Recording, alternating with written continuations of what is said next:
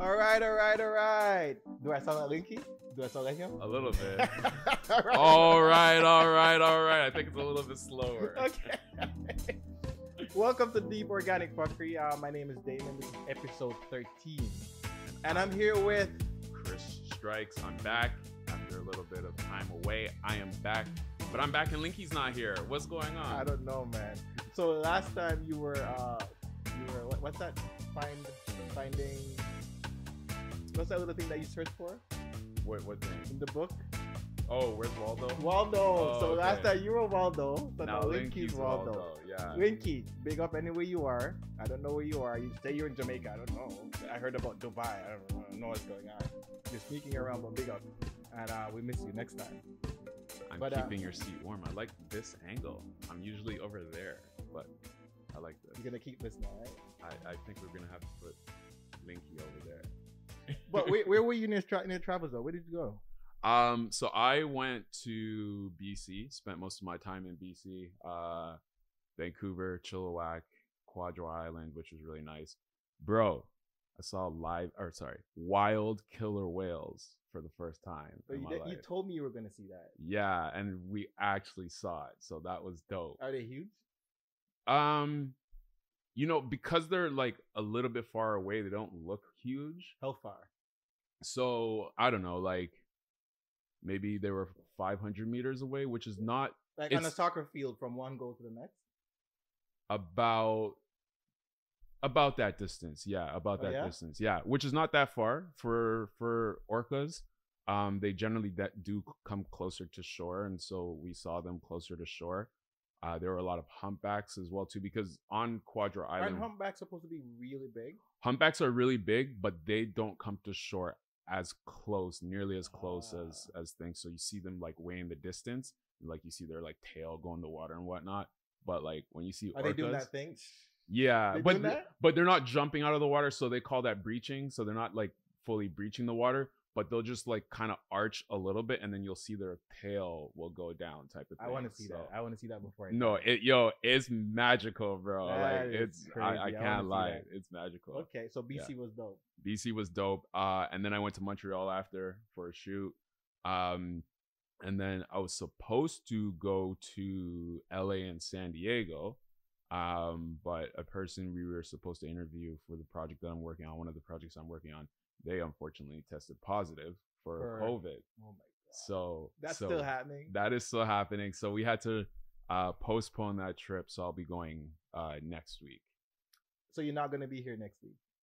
I'll be here next week. I'll be here next week, as long as we record on our usual day. Thank you for joining us again for another episode. As I said, it was episode 13. 13 of them. That's a lot. Yeah, that's a lot. So thank you guys for tuning in, for watching, for sharing the content. Well, we could still have some more shares and some more likes and comments. But, it is what it is. Do what you like. We're going to grow show by show. There you go. Mm-hmm. So what's going on, Chris? What's going on? Man, what's going on? So, what do you want to talk about? You want to talk about aliens, or you want to talk about COVID? Usually we go into some trending topics, and then we go into topics. Today we're just going to have maybe a deep and organic. We can have some fuckery too. Some fuckery. We'll see. But what's trending? What's going on? So trending. So as I mentioned, my California trip had to be postponed because of COVID. So COVID's back. There's another edition or multiple editions of COVID, like Fast and Furious movies, yo. This is crazy. This is COVID what? This is a virus what? 6, 7? I have no idea. A strain? Well, there's like multiple strains going on right now at the same time. Right. So I don't know. This might be strain 6, 7, 8, 9, and 10. Who knows? But it's funny. So it seems to be, and I could be totally wrong about this, but it seems to be a little bit more prevalent in the West Coast, because even when I was in BC, they were starting to talk about it and starting to say like, the first sort of recorded new COVID case was in BC. Right. I've heard California talking about like they're getting more and more COVID cases. So I haven't heard it too much like with like Ontario or Quebec or New York or Massachusetts. I've been hearing it more on the West Coast. So that's interesting thing to So West pay Coast attention. of both Canada and the States? Yeah, Or yeah. just the Both States? Canada and the States. Yeah. You see, what I find interesting is so when COVID first came out, tons of people were dying. Well, so they say, tons of people are dying. And then those strains kind of died down, and then there's a new variant that came out. They said it was going to be way worse than before. I didn't hear about the deaths. Now the whole summer, I think this is probably the second time I'm hearing that word, COVID. I didn't, and I work in a homeless shelter. You know what I mean? So nobody's getting, all of a sudden nobody's getting sick. Well, I don't understand it. Some people were getting now that I'm thinking about it, I did hear about some people getting COVID over the summer. Some people in Toronto are actually getting COVID over the summer. One of my fellow filmmaker peers, friends, she had gotten COVID sometime coming back after Europe. I don't know if she got it in Europe or if she got it as soon as she came back. Right. So there were little tricklings here and there. A couple people here and there said they got it, but now it seems to be like coming back around. Yeah, like a thing. And okay, YouTube, please give me a break. What I'm gonna say is not a conspiracy. Pleading for YouTube forgiveness. Yeah, I okay. I just feel like I don't know, man. This is so strategic. It's too convenient. Now, I'm not one for conspiracy theories. I'm really not. I think sometimes I used to listen to this radio station, AM.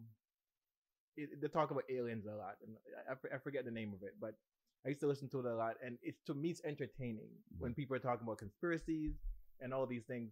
So I'm not big on conspiracy theories, but really and truly, the government, they're making this conspiracy, they're making it come alive. The way they're doing it and the way things are presenting to us, it kind of seems conspiracy-ish, if that's a word. You know what I mean? And I don't know. Conspiratorial, I think is the word. Oh, there you go. Conspiratorial. That sounds good. That sounds good. That sounds good. But yeah, I don't know. It's shady. It's shady. It does seem like weird, and especially too, because like I don't think we're gonna have a repeat of like COVID Part 1 in terms of like the lockdown and the whole world shutting down. Right. I don't think we're gonna have a repeat of that. But it's like, yeah, like why is this kind of coming back around in the way that it is? And it's like half-heartedly coming back around as well too. And I think is the weird. only reason why we're not gonna have that whole lockdown and panic is because, one, we've been through it, so we kind of have some experience about what it is, what it really is, as opposed to what we thought it was. And two, the economics. The government learned. people are not gonna have it. You know what I mean? So I don't know what their plan is, what their goals are. The conspiracy theorists seem to think that whenever they have an agenda with something and they're trying to hide it, they hit you with COVID or something like that. I don't know what they're trying to hide. But whatever it is, government, it's not going to work if you lock us down. It's not going to work. People are not having that anymore. People can't even afford that right now. The way interest rate is set up right now, what the way grocery store prices are set up right now, like people cannot afford another lockdown. Encouraging people to take 50 shots of the same vaccine. Stop it. Big facts. Stop it. That's just ridiculous. You know what I mean? And you had a lot of people they lost their jobs because they didn't take the vaccine. And then now those same people are working. Yeah. How do you equate that? I don't understand it. Well, the funny thing too is that like a lot of, there's a lot of trickle down effect that is going to take probably several years to really trace it back and really connect all the dots. But a lot of industries are suffering because of how many people got let go of, and they still haven't got caught up yet, even if those people have come back around. Right. A perfect example is the airline industry. The airline industry got really messed up, and I know a lot of people since COVID have been very upset with the airline industry, especially in Canada and the United States. And a large reason for that is the number of people within, whether it was like, pilots, air traffic controllers, airport logistics people, airport support people, the amount of people who were let go. And even if they came back, it's not everybody that came back, because some people say, yo, Bundus, I'm going to go do something else. You just let me go like that. Like, you know what I mean? Or they might be working for another company. I know a lot of pilots have left North America to work for Middle Eastern airlines, but that's a whole other issue. They pay more over there, but that's a whole other issue. But like, for example, there's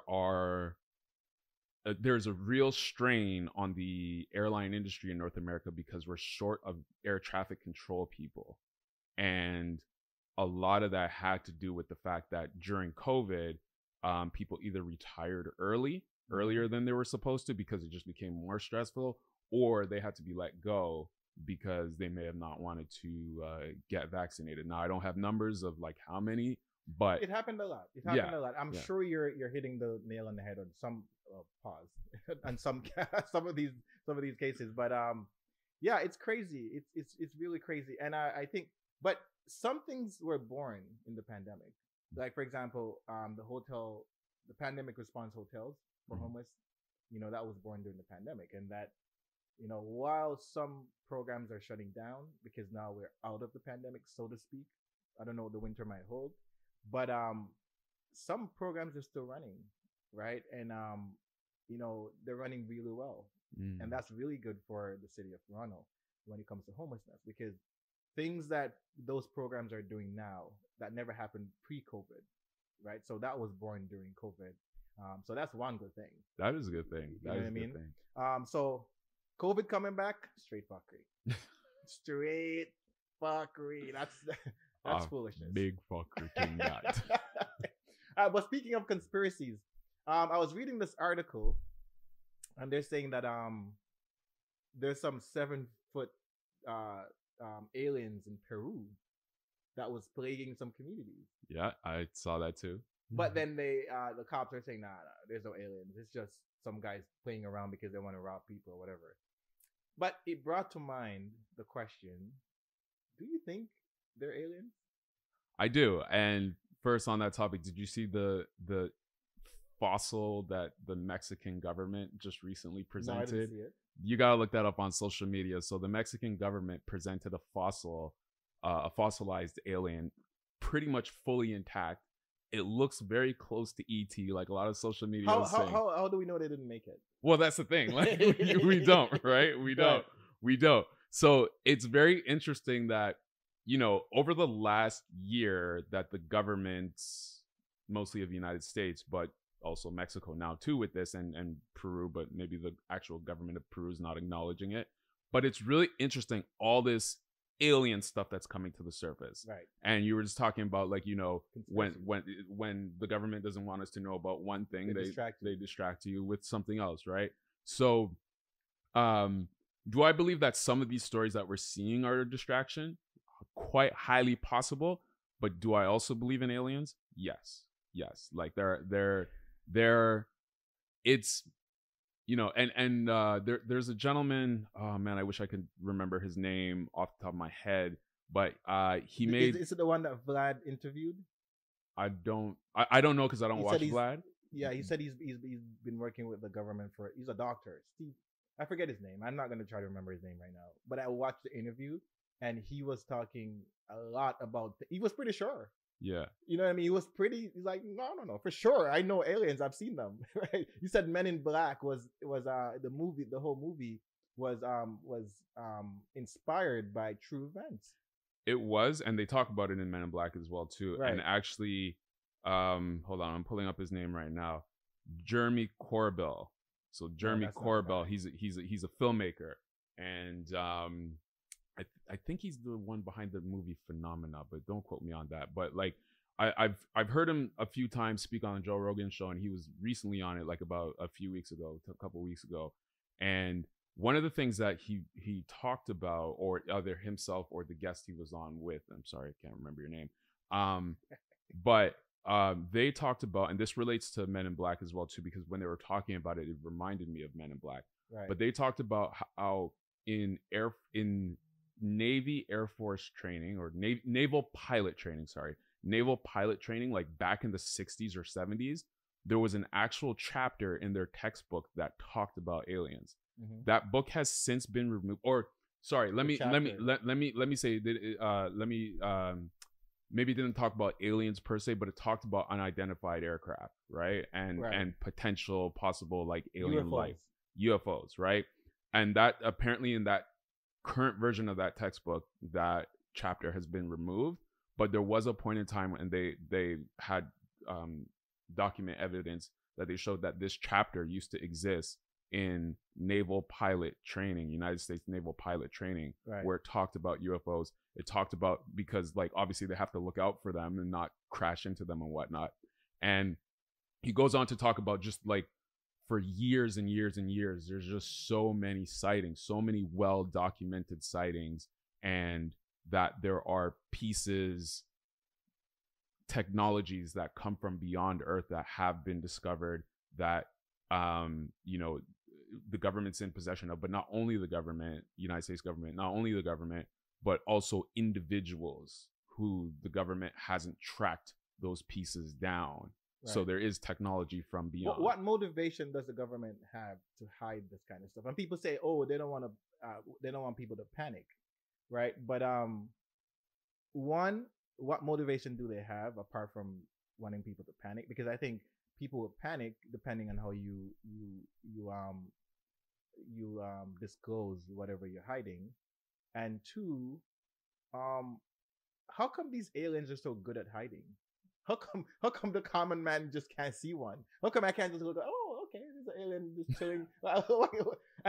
And question number 3, and I guess this is a question on the other side of the coin, is I've always, since I've been young and I'm watching movies with aliens or whatever, I've always been curious about why is it that all the aliens are similar?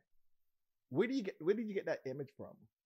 Right? Because if you look at E.T., Men in Black, all these people is some slimy thing, and they look long and weird, and their head is like, why can't they look like a man, a normal man? Because if we're human beings, we can only think about things that's within our scope, right? Mm-hmm. Where do we get those images from people, from things that are coming from out of space? Well, you know, the interesting thing about that is that the Mexican government, the fossil that the Mexican government just revealed, goes along with that, like that sort of slender body, kind of short, huge big head type of thing. Yeah, weird. Like, yeah. Why is it always the same? Yeah, I mean, maybe there is something to that. Maybe there's a race of alien. Saying. Maybe there's a race of alien or an ethnicity of alien. So it's just one race because they're all the same. Well, it could be that's so one no race. Alien is like kind of like human being but more perfect. You know what I mean?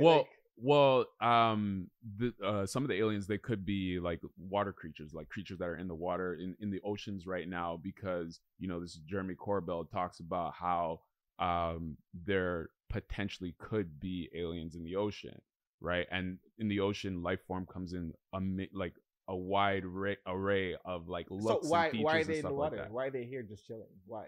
Who knows? These are all the questions I have. Who knows? Like, it just doesn't make sense. Like, no, it's a great question. I'm pretty grown. I'm not telling you my age, but I'm pretty grown now. Yeah. And I've never seen no aliens.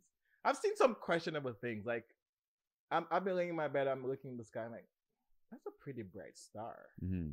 It looks like a ship, like something just chilling.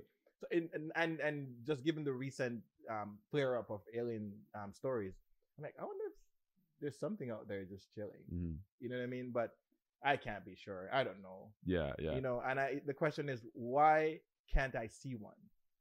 Maybe they don't want to see you, bro. Maybe they're right here in the room and we don't even know. Maybe they're just right here laughing at us right now and be like, but why like they got like light bending around them. But let's say they're right here laughing at us right now. Why would we care? Why would we care? Yes. I mean, I don't care. If you're here right now, it's the same thing with ghosts. Yeah. People are like, oh my God, I feel something warm. There's a ghost. And he just walked past. Okay, why do you care? No, you know, you know why we should care if aliens truly do exist and like what form they come in and all that stuff is because so the foundation of basically all of our knowledge is human based. Right?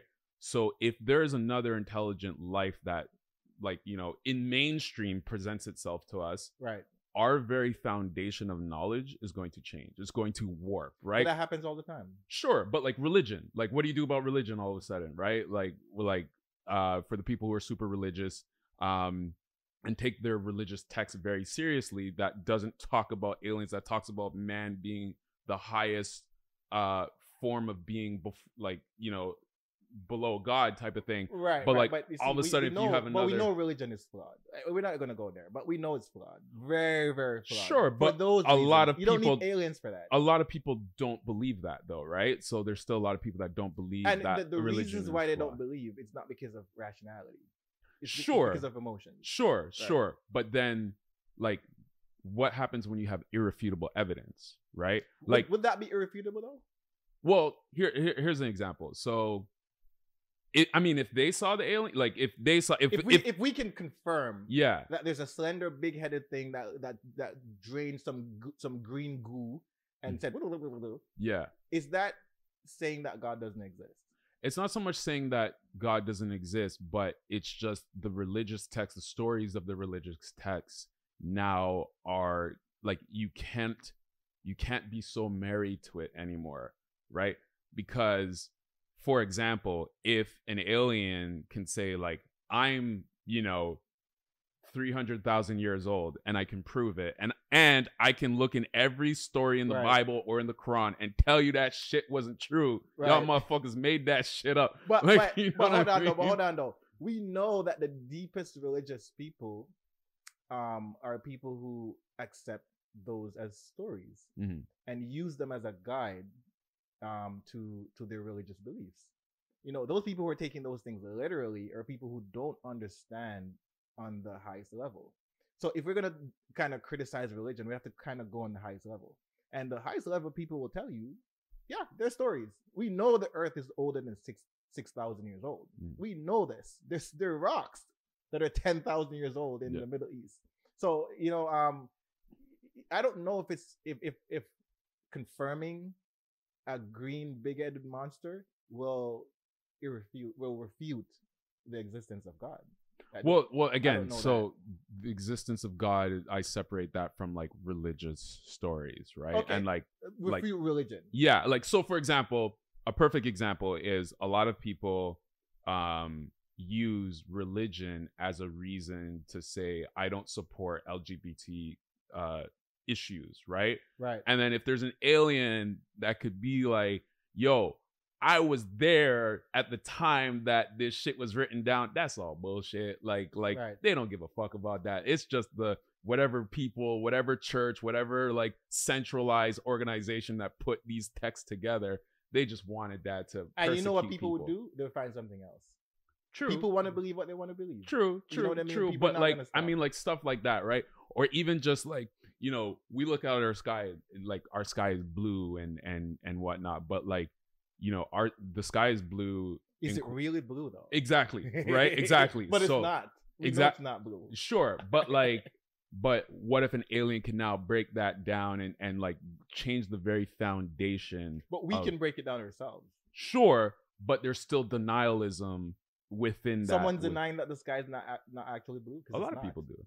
No, none of them made it with sense. But look how long. Okay, so look how long it took to change humanity's point of view about the Earth being flat, right? And there's still a lot of people that still believe that to this day, right? Right. But like in terms of like mainstream for thousands of years believe that the Earth was flat until proven otherwise, right? So it's just something like that where like, when you discover that the very ground you're walking on is not actually flat, it's like some kind of a sphere.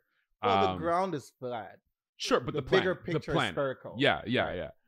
So when you discover that, it's like how like look how that shifted most of society's understanding of things, right? And we've had several cultural shifts when it comes to knowledge. Heliocentrism, when they thought the Earth was the center of the universe, and now we understand the sun, right? So not the universe, the solar system, our solar system, right? But there are lots of cultural shifts, there are lots of knowledge shifts, there are lots of discourse changes and all of that.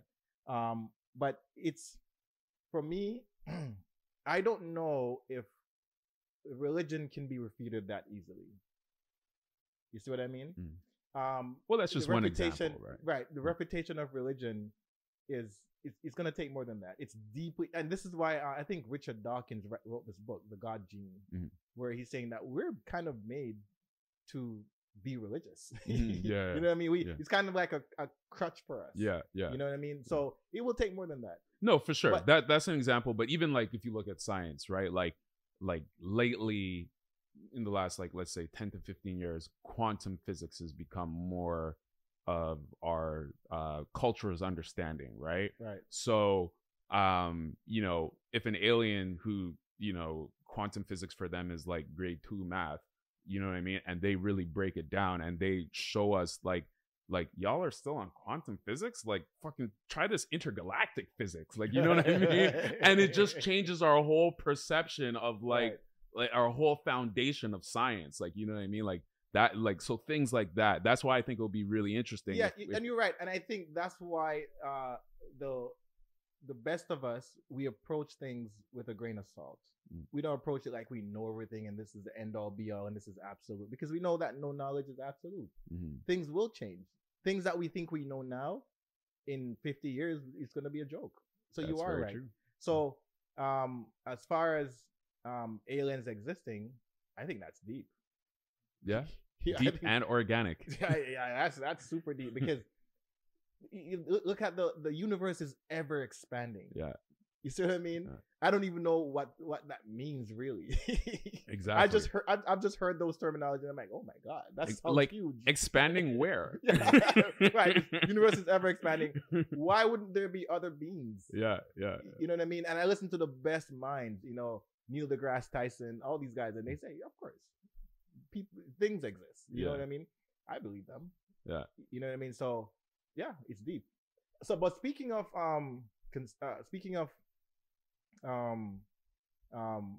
just wrapping things up, this summer in Toronto, I've talked to a couple people and they're telling me that for some reason the entertainment in Toronto, it just seems like it's lagging.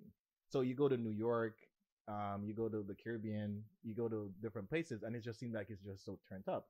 Whenever we're doing things here, it just always seems, well, I shouldn't speak in general. I should speak in our community, the urban community, the dancehall community stuff. It's just not on the same level. Do you see that? You know, I haven't been to New York for a minute, but I can imagine that being true. You know, a lot of people this year complain about Carabana and how bad Carabana was. Now, I don't know if that's like an organizational thing, or I don't know if it's more in line to, a lot of people did. Oh, wow. So I don't know if that's more in line to like what you're talking about, where it just doesn't seem like the city has the same energy to turn up. No, it's not the same. It's not about the energy. It's about, I guess, the level of the way we do things. Like, so for example, let's go to dancehall concerts, right? This past summer, and I think there's a concert coming up this weekend, the 23rd. But if you look at the people that are on these concerts, it's the same people over and over and over. There's no thought behind it. There's no ingenuity, right? And I think some people are just like, oh my God, you know what I mean? Like the Barry's Hammond concert, that went pretty well. It was 2 days actually. So I guess people wanted to see that. Yeah. But for the most part, it was just the same people, the Skanks, the Valiants. Like Valiant came here like 3 times this summer. You know, it's the same things over and over, and it's the same. You go there, it's a tiny stage. People play some music, and then, you know, within like 5-6 hours, the guy will come on stage and just do a quick performance. And before he comes on, the main act, you're gonna have a couple Toronto guys. It's just the same thing over and over. Yeah. In the States, I guess they have a variety of events, right? While here, this summer, I think we had one really huge concert at Downsview Park with Nelly and all those guys. Yeah. But I think Nelly himself did that. Yeah. Right? Yeah. Us as local promoters and event planners, why can't we do those things? Is it resources? Is it money? It could be resources. It could be also too, like, it could be a visa issue. Right? Because I think, and you can correct me if I'm wrong, but for a lot of those people, well, not Nelly obviously, but like for a lot of the ones coming from Jamaica, is it easier for them to get into the US than it is Canada? Because it seems like it. It seems easier? Like it. It depends. Because a lot of them are already sort of based in the US. the kind of like back and forth. No. From Jamaica, I wouldn't say anything is easier. For it's 6 of one, half dozen of that. Like some people get through to Canada easier. Some people get through to the States easier. Oh, okay. There's no real advantage. Yeah, you know what I mean? Based on my experience. Yeah. So I wonder if it has to do with that. You do have some people who, when they go to the States, they remain there, like Dexter Dapp, Jada Kingdom, like they live in the States. Yeah. So when you have someone who has a green card or a U.S. Passport, it's easier to hire them because you know for a fact that the chances are higher that they're going to actually come. Exactly. To get someone to come from Jamaica to come here and to do their work permit and to do, oh my God, it's a headache. Well, exactly, right? And I wonder even if it's not necessarily easier in terms of the amount of work that you have to do between Canada and the US getting an artist from Jamaica, I wonder if the process A happens quicker in the United States, and B, there's much more tolerance for, oh, you're an entertainer, you're gonna do 30,000 people, 10,000 people at this festival, okay, cool, come true. Whereas in Canada, we don't really care about that. Our government doesn't really care about that in the same type of way. So maybe they ask more questions. Maybe they're more nitpicky. Maybe they take longer on purpose for no reason. But that doesn't stop you from being creative. You see what I mean? So I think this is what I think from my very limited knowledge. I don't know half these people who are doing these events, but this is what I think, and I really don't go to them, right? Because of the same reason. It's the same old same. There's no ingenuity there, but I think. For example, Balance been here a couple times this year because it's just easy. Yeah. It's easier to have someone who's hot and current. Yeah. I don't have to do a lot of work. Yeah. I just put them on a flyer. I put it out there a couple times on my Instagram and people might show up. Yeah. There's no real hard work in that. Yeah. And I think that's what people are choosing to go to, as opposed to say, you know what? I'm going to sit down. I'm going to think about a proper show that people might want to see and give them entertainment. Yeah, like I think there is something to that, but I also think it's a numbers game as well too. So whereas in the States, because the population is bigger, you can naturally take more risks because you have a bigger potential customer base to reach.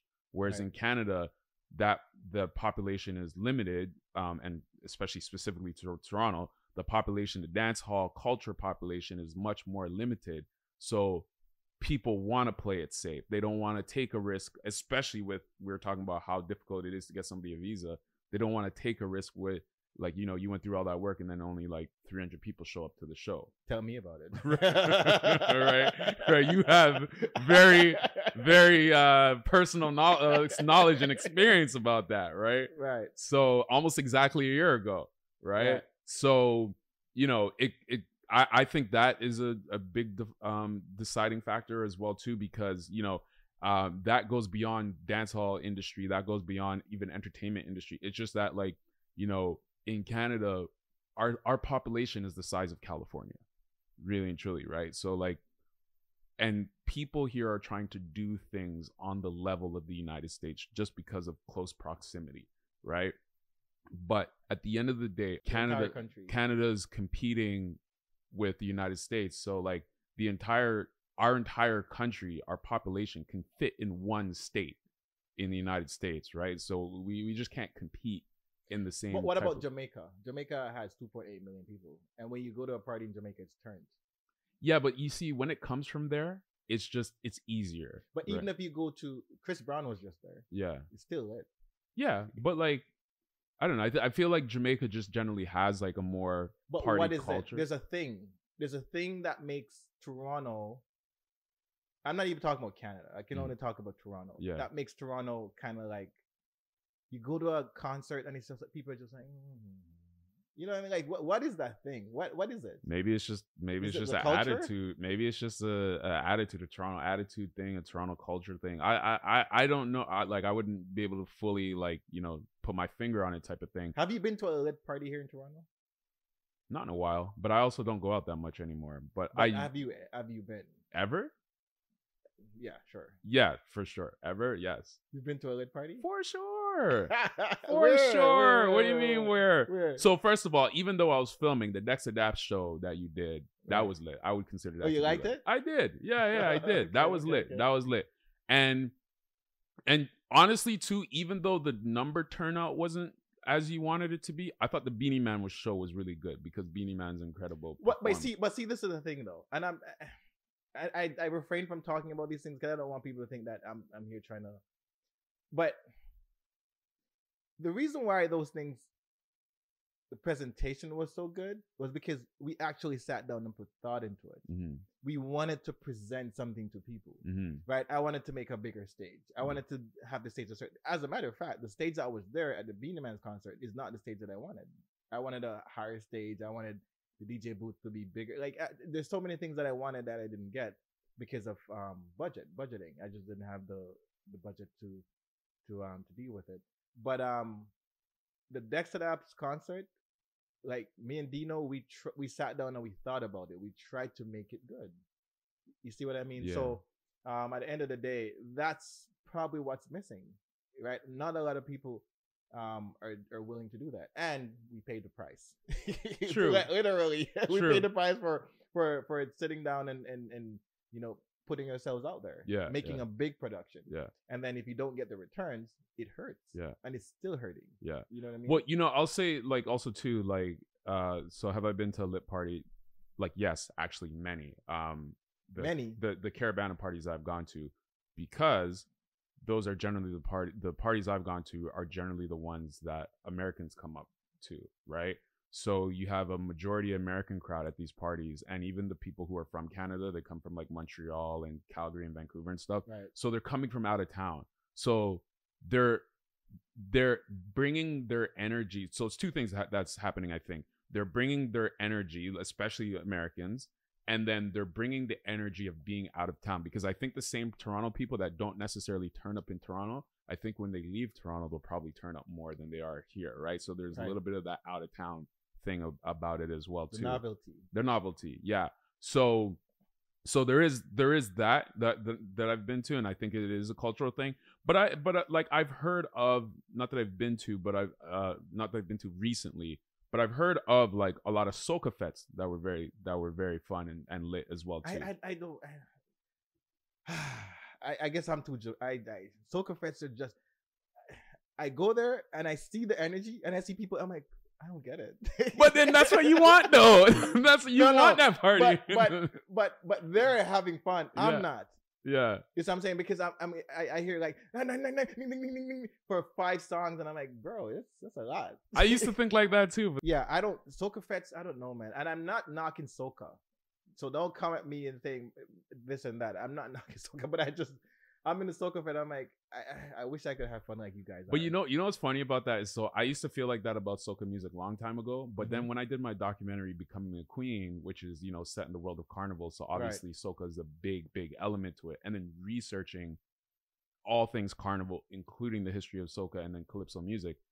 For me, in doing that, it allowed me to appreciate soca a lot more. A lot of people tell me that. They're like, just keep going to them and you'll get it. And honestly, like I love soca now. Like, you know what I mean? Oh, so yeah? Bro. I have like a whole soca playlist and everything, and I could. You listen to soca in your car? Or bro. There's no way, bro. especially every time, like I add to the soca playlist every time it's carnival, and I'm hearing like, I can't. there's like 5 songs every carnival that I'm like, oh yeah, that's the tune. There's a couple songs like Bungie's. I think Bungie's is elite. Mm-hmm. Bungie's really sick, for sure. You know what I mean? There's a couple songs that I'm like, yeah, I can listen to this, but not a whole lot, bro. Not a whole lot. But yeah, so soca is the happiest music you'll ever listen to. Yeah, it's too happy. It's too happy. I don't. Sometimes you want some emo music. Yeah, I don't want to. You want some gunman music, but then you don't want gunman. No, I don't want no gunman music. What are you talking about? What? As a matter of fact, I have a question before Sure. we wrap up this topic. If you listen to Sam Smith, right? Well, at least his first couple songs, they were really good. I don't, but go ahead. If I'm saying if Okay. you're as a heterosexual male, right? You listen to Sam Smith. And let's say you say Sam Smith is your favorite artist, right? Does that reflect your heterosexuality? No. No. Like I won't even hesitate. No, because Elton John. Like Elton John. Like Elton John makes fantastic music. So like, well, some people would beg to differ. I bet you if Linky was here, it would have been a different. that's fine. Linky, you can have your point of view and you can be like, nah, man, nah. You could be like that. But for me, no, like I don't listen to Sam Smith's music just period because I just never gotten into it. No, why? like, So okay, then why? And I know. But I use Elton John because I'm familiar with Elton John's music, right? Yeah, so I can use that. of course. Right? But see, this is the thing. When R. Kelly went to prison, or when he got convicted, right? People say, "Oh, I'm going to boycott his music," and I know pedophilia and homosexuality is not the same thing; they're two different things. But art is art, music is music. Yeah. Why boycott the music if it's good? Well, people literally don't listen to R. Kelly anymore. Does yeah. that make you a pedophile because they listen to it? No, not at all. And like, you know, that I remember that was a big debate at the time when R. Kelly was going through everything, because it's like, do you separate the art from the artist, right? And it was like conversations for like months about I think it's this, stupid right? that people are like, oh my god, I'm not gonna listen to him because I don't want to support him. What? Well, so there is that. But you don't have to support him. You already have the songs. Sure, but like in terms of like, for example, a radio station, right? Every time the radio plays his music, he gets money, right? So if you're in a position where consuming his music is going to essentially finance him, I can understand a person saying like, I don't want to continue to finance him, right? But if you already have it and listening to it is not going to continue to finance him, then like listen to it. But if you have the music and you're listening to it, right, it's because you think he's a great artist. For sure, yeah. Like he's done good work. Yeah. Now, why would it be bad if, I don't care if he's a pedophile or not, if he's done good work, you get the money. You've done good work. No, because like people don't want to support that, right? So like financially, right? So I can understand you do not want to add to this person's bank account. You know what I mean? I get what you're saying, but I'm saying does that make, so if the guy's a good artist, right? One of the best R&B artists ever, and he's putting out his work that you like, right? So you'd want to do it for free, but not give him money because he's a pedophile. No, not for me. It's either you don't listen to it at all, say, you know what, I'm not listening to this guy at all. But if you're listening to it for free, you might as well give him money. Well, the thing is, it's like, so the listen to it for free, I'm having trouble with that, because if you have a CD where you've already paid for it, and listening, every time you listen to the song, it's not going to add to his bank account because you've already paid for that CD, versus if you're streaming it and then every time you're streaming it, it's adding 3 cents to his what bank I'm saying account, is right? You're streaming it because you like the song. Yeah, but like, and you're playing the CD that you bought 10 years ago because you like the song. Yeah. So it boils down to the same thing, the art. Well, sure, but again, it's like some people don't want to finance that art anymore. But if the artist is good, if Van Gogh was a pedophile, who cares? It's the art that I'm looking at, and I want to purchase it because it's good. Yeah. Right. Who cares about Van Gogh? Yeah, but the thing is like, Van Gogh's not a good example, because it's like, it's not like every time you go into the museum, Van Gogh's getting paid or Van Gogh's estate is getting paid. But I'm talking about artists. That's the example I'm using. So we're trying to separate. We're trying to say Van Gogh is a good artist. Yeah. Van Gogh as a person may be a jerk. Yeah. You see what I'm saying? Yeah. I don't care about that. Yeah. The artist, you worked, you get your money, bro. I don't care. Like you're a jerk and you're a pedophile and all that, but I like your art, and because you worked and you produced it. Yeah. If that means you get $3, go ahead, take your $3. I don't care. Yeah. If you're a pedophile. A lot of people won't. A lot of people won't mess with that. I know, but I think it's contradicting. But anyways, we can move on because, bro, we talked for 45 minutes. Just the two of us. Wow. Just the two. You can make it if you try. Just the two of us. That's the same thing. So what would Linky's reaction be if we were singing that song? He's watching this right now, like, no, man, I'm not big. Like, why? but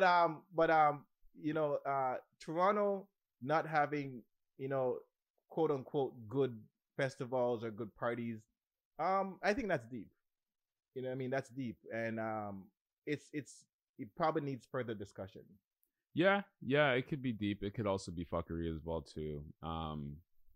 Yeah, because that I was gonna say that earlier, but you know what? Let's get okay. So Strikes, you wanna get to your topic? Yeah. Topic time. So this is interesting. A lot of you don't know, but I'm a really big hockey fan.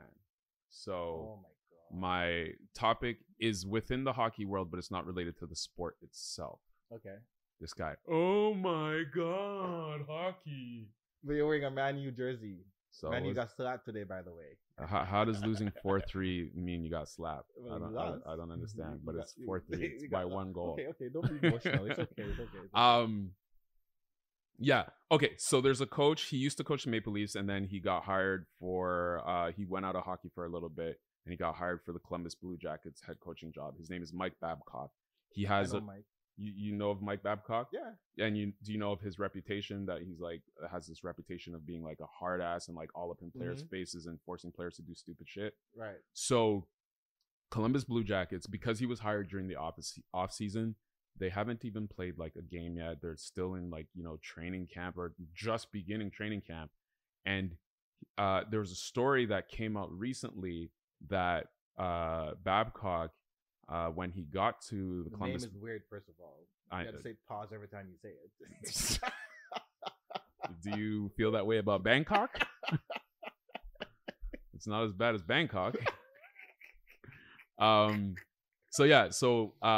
There's a report that's gone around in the league where Mike Babcock Pause. started meeting with players individually and demanded to see pictures in their phone to see what kind of person they were. So yeah, exactly. Look at your facial reaction. Exactly. So this is going crazy right now in the NHL world right now, right? So the reports are, and I don't know them in full detail, but the reports are a few players came out, and then it came out on a really popular podcast called Something Chicklets.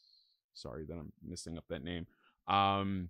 Where they talked about the story, and they talked about that Mike would go and meet with players individually. I don't know how many players. I don't know if he got through the whole team or this stopped after a few players. But he asked to see the pictures in their phone. So imagine that. But hold on. What does that have to do with Mike? What do you mean? What does that have to do with him? He's the one who asked? No, but I'm saying my pictures in my phone. What does that have to do with you as a coach? Oh yeah, exactly. So he's trying to see. It was reported allegedly that he's trying to say he wants to find out what kind of character each player is based on the photos that they have in their phone, right? So Mike is a weirdo. He's a weirdo, right? So the question is like, what would you do if you're in that situation where you're either a new player on a team, and because there's a dynamic here. There's you could be a new player or you can be a veteran player, and I'm sure veteran players have more power to tell that coach to fuck off, and whereas the new players may not. But even some of the veteran players, they may not want to get on his bad side, so they might not even tell him to fuck off. But if it was like, and don't just keep it in like a team, but But what I'm okay, this is as what I'm a saying. job requirement. Yeah, this is what I'm saying. And I can only speak from my perspective, where I'm at, my vantage point. You see what I'm saying? I'm not a professional athlete. I haven't been in any kind of high stake role where someone's making a request that I don't agree with, and then I have to think about disagreeing. I have not been in that situation. So, and I'm saying that because that might present a different challenge for you. So with that said, me being me, that is not happening. Now, again, I don't know if I'm a basketball player and I'm set to make $2 million for the year, and it really matters if this coach likes me or not, what I would do. And I'm not saying I'll compromise my values, but I don't know if is it that big of a deal if I'm making $2 million to just say, hey, listen, here you go. There's a couple pictures. This is what I have on my phone. My kid, my wife, okay, vagina. No, it's okay. Yo, what if your wife sent you some pictures that's your eyes only? Yo. Exactly. But I'm just right now I'm inclined to say Mike will have to go kill himself. I'm not showing him my phone. But I'm very cognizant of the fact that I've never been in that situation. Yeah. Right? And you don't know what you do to to kind of preserve your livelihood. Mhm. You see what I mean? Because I remember when COVID vaccines came out, I was a little bit iffy. I was like, kind of rushed and all that, but they wanted me to take a vaccine to go to work, and I did it. I took the vaccine, so I probably don't have enough clout to say I wouldn't show him the picture. But based on how I feel like Mike is a weirdo, and he should go kill himself. There's no way they should show him anything in this.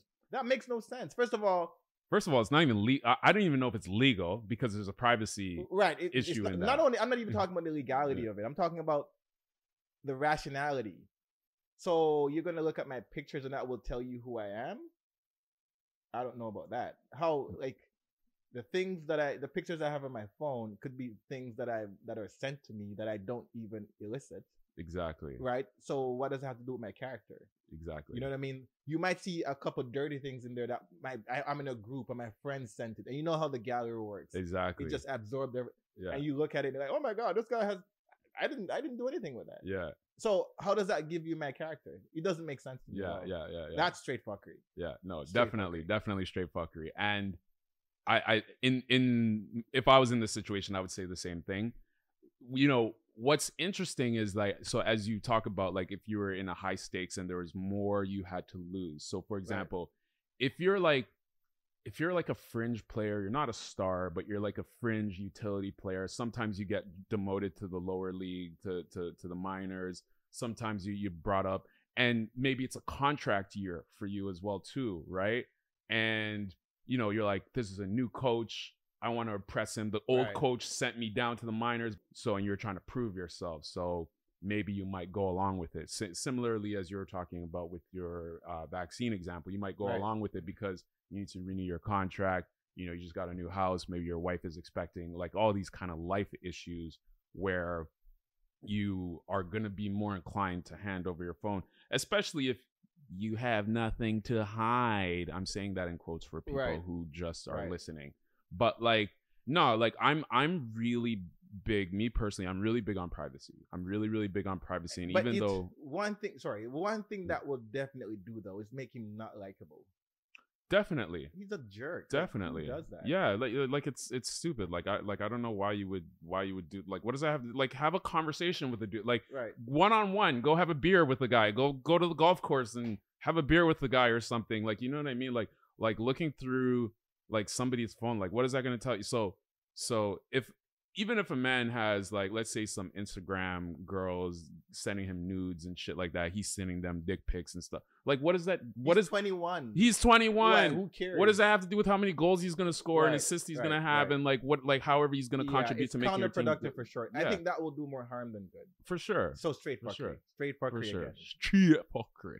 Mike Babcock. Pause. There's nothing. I was gonna say, Mike Babcock, you need a slap. Well, you're gonna slap, but I can't even say. Yo, you're ridiculous. You're ridiculous. I can't say that, Mike. Go away. Well, he did resign. So the end of the story is that he came during the office. He got hired. He got hired during the off season, and they have barely started training camp, and he's already resigned. So, like, damn. He's an idiot. He's an idiot. Yeah. That's stupidness. That's all right. So, to close it off, I'll bring up my topic. I don't know. Okay. So, I go to the gym, right? I didn't notice. I swear. I just, okay, man. Okay. So I go to the gym. So I go to the gym all the time, right? And this past week I was in the gym. I was thinking, I was kind of observing in the gym, and I was thinking, first of all, the gym that I go to, I've been to many gyms in Toronto. At one point, I've been to every gym in Toronto. Me and Dino, we every gym, like every gym, every gym, each and every gym in Toronto. Oh, okay. Wow. So what we would do is, because what they used to do, they used to offer a free day pass, or some gyms will offer a free weeks pass. So we'd go to, like, one day we'd go to the gym, free day pass. Next day we go to a different gym hopping. So we'll go to every gym, and we'd be getting for 2 months or so, we'd be getting free pass every day. Yeah. So we've been to every gym, like literally. We did that for 2 months or so. I don't remember how long, but for a good while, right? But that was a while back. So I don't know. There a lot of new gyms popped up, so I don't know those gyms. But from those times to now, I've always noticed something. And what I've noticed is that Black women they're not really popular in the gym. Not a lot of Black women go to the gym. You have some, don't come for me.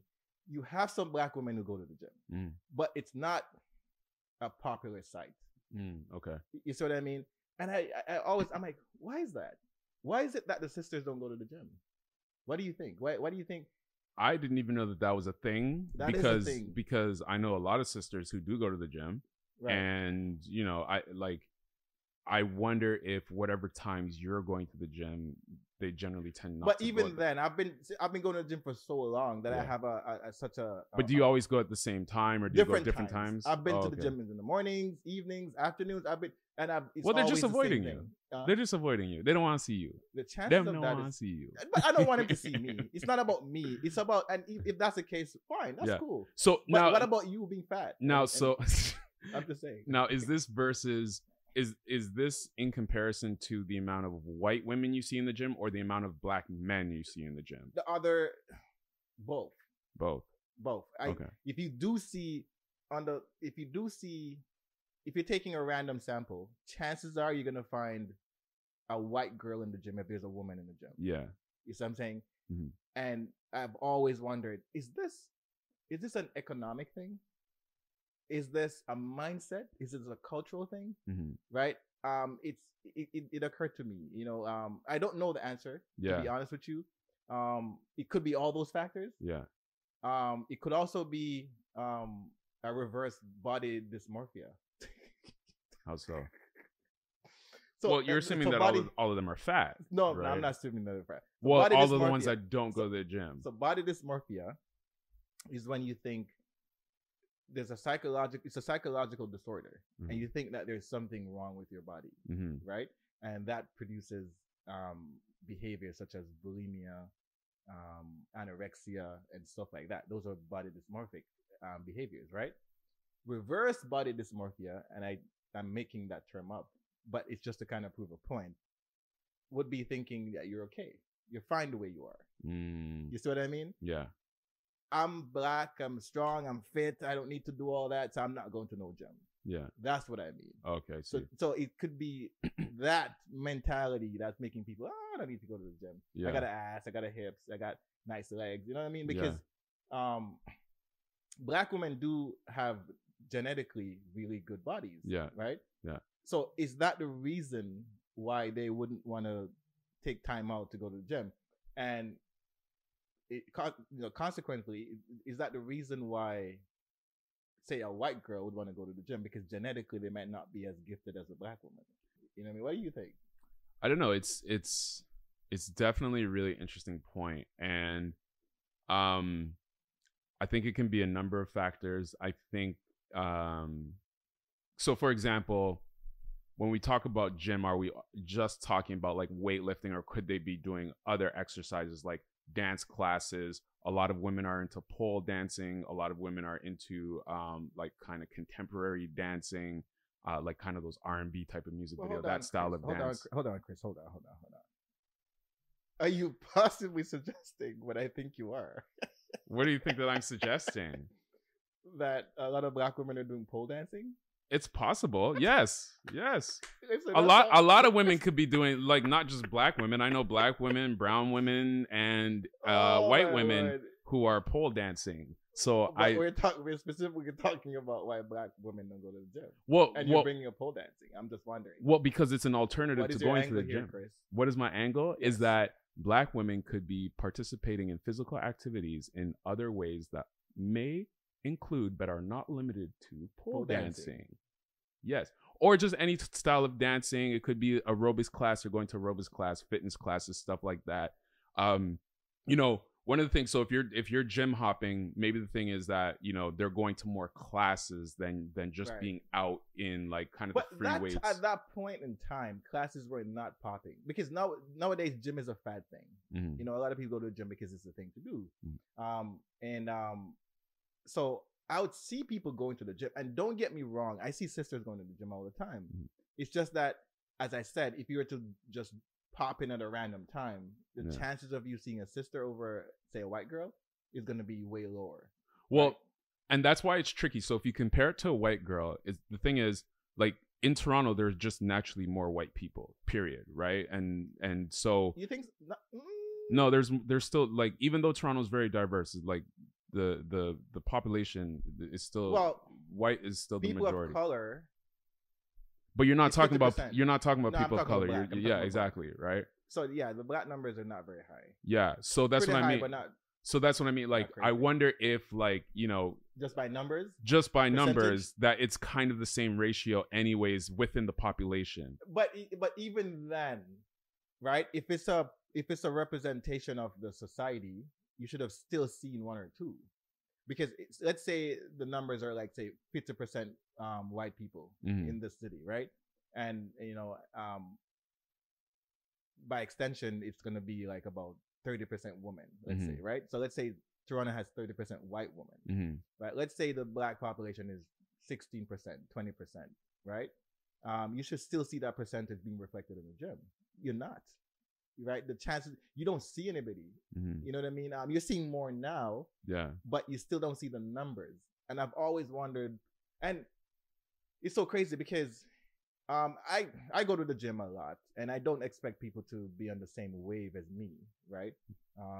I would call myself borderline a fanatic with the gym, right? I go to the gym all the time. I was trying to sneak in the gym in the pandemic. Yeah, I was. Look how this guy just baited himself out. It's okay. Pass. Yeah, I'm serious about it.